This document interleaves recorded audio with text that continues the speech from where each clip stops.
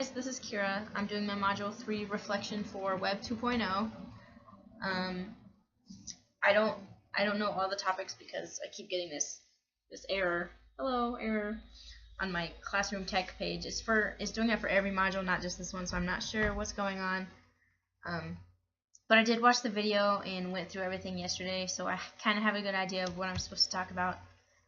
So if I missed anything, I apologize. To start off the lecture, with Dr. Wesh, just from the get-go, the Numa Numa guy, that blows my mind, how he initiated bringing the whole YouTube community together. The fact that people were copying him and just literally spreading joy everywhere, and he probably wasn't even trying. He was probably just bored in his room. I mean, I'm sure we've all done something similar, we just didn't even think to record it. And another thing that I thought was weird but cool at the same time is we do act as if we're talking to an audience, but at the same time nobody's around us. I know at the beginning of my video I said, hey guys, and that's something he pointed out. Also, I liked how he pointed out that a lot of times people are awkward when they first record, because I mean, it's kind of weird to just sit here and talk to yourself when everybody else is going to be seeing this. But I mean, Lord knows I took this like 5 times to get it right. Anyways, for teaching, I think this is important because I mean, there's some people who Skype for classes. Videos, you can watch videos, YouTube, there's a lot of educational videos, or even different websites now. Cool Math is one of them that I really like. They have cool math games that you can do that are good for kids, as well as Apera. I see a lot of the apps they use now, like Splash Math, Teach a Monster How to Read. I mean, they have an app for everything, and that would just help move along learning. Also, podcasts. I did listen to a podcast. It's from Flipped Learning Worldwide. It was called The Most Effective Teachers Break the Rules, and John Bergman, the host, had a guest, Lyle Kirkman, who did some research about it. And apparently, one of the big things that he said was the majority of teachers are compliant, and as a result, a lot of the students' performances are actually going down. The reason for that is because there's a bunch of stressed out teachers who feel pressured from the higher ups to be compliant when they would rather try and meet the needs of their students and actually help them learn.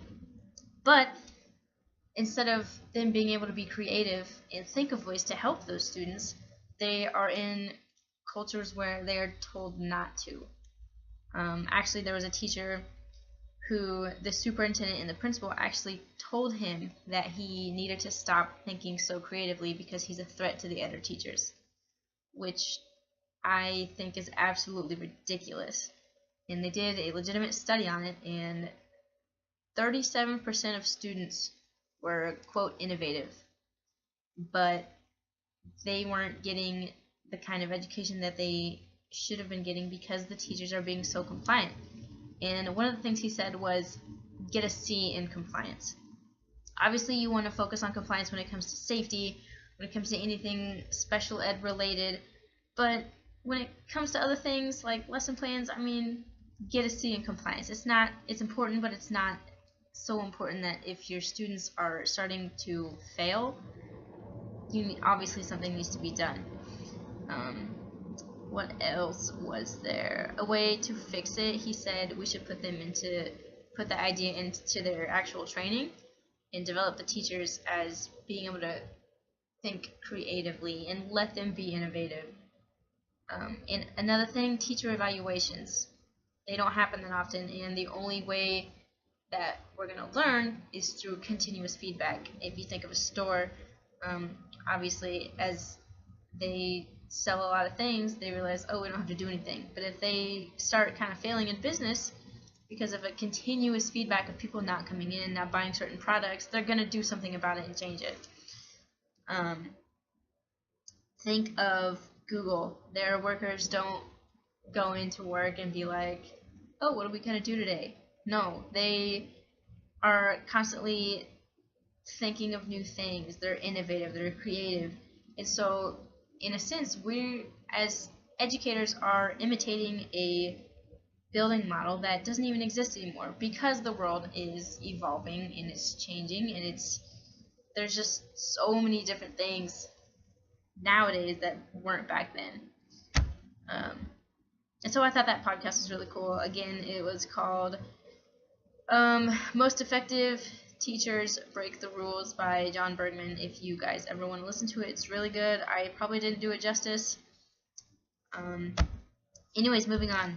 The bookmark thingy that I decided to download was the Save to Pocket.